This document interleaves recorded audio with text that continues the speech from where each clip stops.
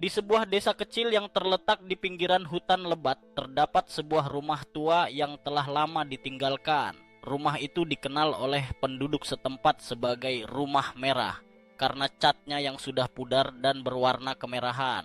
Konon, rumah itu menyimpan banyak misteri dan cerita kelam yang membuat siapapun yang berani mendekatinya merasakan ketakutan yang mendalam. Cerita ini terjadi pada tahun 2025, ketika sekelompok anak muda memutuskan untuk menjelajahi tempat tersebut. Mereka terdiri dari 5 orang. Rina, seorang fotografer yang selalu membawa kamera kemanapun ia pergi. Dika, pemimpin kelompok yang penuh keberanian. Sari, yang selalu skeptis terhadap hal-hal mistis. Andi, si penggila adrenalin. Dan Budi, yang dikenal dengan sifat humorisnya. Malam itu, mereka berkumpul di rumah Dika untuk merencanakan petualangan mereka ke Rumah Merah. Saat mereka membahas rencana itu, Dika menceritakan legenda desa tentang seorang wanita bernama Maria yang tinggal di rumah tersebut. Maria dikatakan sebagai seorang penyihir yang memiliki kekuatan luar biasa. Ia dituduh melakukan praktik sihir hitam dan dibakar hidup-hidup oleh penduduk desa. Sejak saat itu, sosoknya sering terlihat berkeliaran di sekitar rumah, dan siapapun yang berani mendekat selalu mengalami hal-hal aneh. Sari menganggap cerita itu hanya mitos, tetapi yang lain merasa tertarik dan bersemangat. Malam itu, mereka berangkat menuju Rumah Merah. Suasana hutan semakin gelap dan sunyi, hanya suara langkah kaki mereka yang terdengar di antara desiran angin. Rina, yang selalu siap dengan kameranya, mulai mengambil foto-foto suasana malam itu. Ketika mereka tiba di depan rumah, suasana terasa mencekam. Pintu rumah yang sudah berkarat terbuka sedikit, seolah mengundang mereka untuk masuk.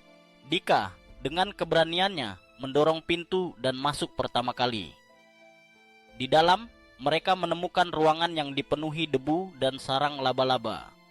Bau lembab menyengat hidung mereka. Sari, yang merasa tidak nyaman, mengusulkan untuk segera pergi, tetapi Dika dan Andi meyakinkannya untuk tetap tinggal. Mereka mulai menjelajahi setiap sudut rumah, sementara Rina terus mengambil foto. Saat mereka memasuki ruang tamu, tiba-tiba lampu senter Andi berkedip-kedip. "Aneh," katanya, "sepertinya ada yang tidak beres." Budi, yang mencoba mencairkan suasana, hanya tertawa dan berkata, "Mungkin ada hantu yang ingin ikut selfie." Namun, tawa Budi segera terhenti ketika mereka mendengar suara gemerisik dari lantai atas. Mereka saling bertukar pandang dan rasa takut mulai menyelimuti mereka. Dika, yang tidak ingin menunjukkan ketakutannya, memimpin mereka naik ke lantai atas. Suara itu semakin jelas, seperti langkah kaki yang berat. Ketika mereka sampai di atas, mereka menemukan sebuah ruangan yang pintunya tertutup rapat. Dika membuka pintu dengan hati-hati dan mereka terkejut melihat sebuah ruangan yang dipenuhi dengan barang-barang lama dan gambar-gambar aneh di dinding. Rina mengambil beberapa foto, tetapi saat ia menekan tombol shutter, suara aneh terdengar dari belakangnya. Ia berbalik dan melihat bayangan putih melintas dengan cepat. "Apa itu?" teriaknya, dan semua orang langsung menoleh. Bayangan itu menghilang, tetapi ketegangan di antara mereka semakin meningkat.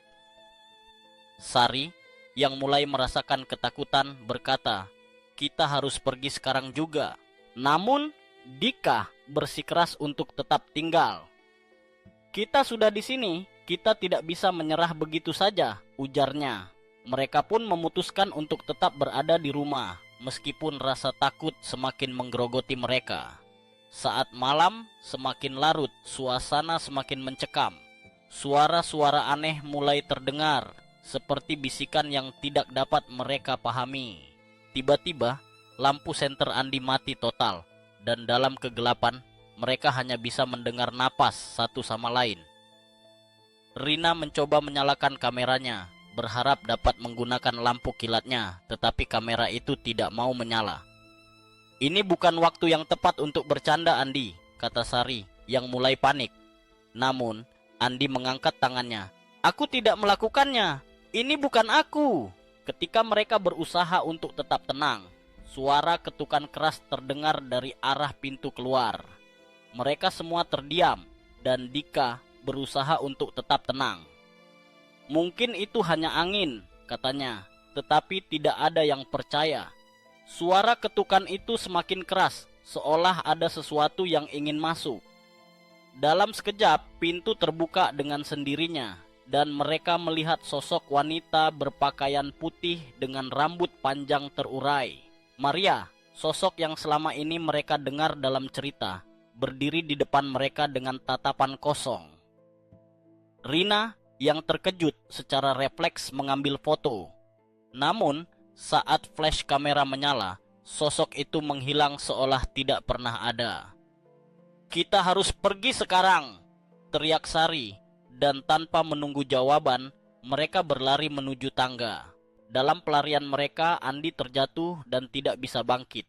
"Tinggalkan aku," teriaknya. Dika tidak bisa meninggalkannya, tetapi Budi menariknya untuk terus berlari. "Kita tidak bisa membantu dia sekarang," serunya. Dalam kekacauan itu, mereka akhirnya berhasil keluar dari rumah dan berlari ke hutan, tidak berani menoleh ke belakang. Setelah berlari cukup jauh, mereka berhenti untuk mengambil napas. "Apa yang baru saja terjadi?" tanya Rina dengan suara bergetar. Itu bukan mimpi, kan?" Sari menggelengkan kepala. "Kita harus kembali untuk mencari Andi." Dika bersikeras, namun Rina dan Budi menolak. "Dia sudah pergi, Dika. Kita tidak bisa kembali ke sana," kata Rina. Akhirnya, mereka memutuskan untuk pulang dan melaporkan kejadian itu ke pihak berwajib. Namun, ketika mereka kembali ke desa, semua orang tampak tidak terkejut. Ternyata, cerita tentang Rumah Merah dan Maria adalah sesuatu yang sudah lama dikenal oleh penduduk desa. Mereka yang pernah mencoba menjelajahi rumah itu selalu mengalami hal yang sama. Andi, yang tidak pernah ditemukan, menjadi bagian dari legenda yang lebih besar. Hari-hari berlalu, tetapi pengalaman malam itu terus menghantui mereka. Rina tidak pernah bisa melupakan sosok Maria dan ia merasa bersalah karena tidak dapat menyelamatkan Andi. Dika, yang merasa bertanggung jawab, mulai menyelidiki lebih dalam tentang sejarah rumah itu. Ia menemukan bahwa Maria bukan hanya seorang penyihir, tetapi juga seorang ibu yang kehilangan anaknya dalam kebakaran. Rasa sakitnya membuatnya terjebak antara dua dunia, mencari balas dendam kepada mereka yang menyakitinya. Semakin lama, Rina merasa ada sesuatu yang menariknya kembali ke rumah itu. Suatu malam, ia memutuskan untuk pergi sendirian, membawa kamera dan harapan untuk menemukan jawaban. Saat ia tiba di Rumah Merah, suasana terasa berbeda. Kali ini, tidak ada suara aneh, tidak ada bayangan. Ia merasa seolah rumah itu sedang menunggunya. Rina menjelajahi setiap sudut rumah, dan saat ia memasuki ruangan di lantai atas, ia merasakan kehadiran yang kuat. Tiba-tiba, sosok Maria muncul di depannya. "Mengapa kau datang ke sini?" tanyanya dengan suara lembut. Rina, meski ketakutan, menjawab, "Aku ingin tahu kebenarannya. Aku ingin membantumu." Maria menatapnya dengan tatapan penuh kesedihan. "Aku hanya ingin anakku kembali. Mereka telah mengambil segalanya dariku." Rina merasa hatinya tergerak. Ia tahu bahwa Maria tidak sepenuhnya jahat. Rina mengeluarkan kamera dan mengambil foto Maria.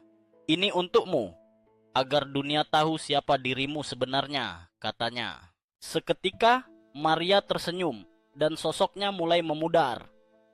"Terima kasih," bisiknya sebelum menghilang sepenuhnya. Rina merasakan beban yang berat terangkat dari bahunya.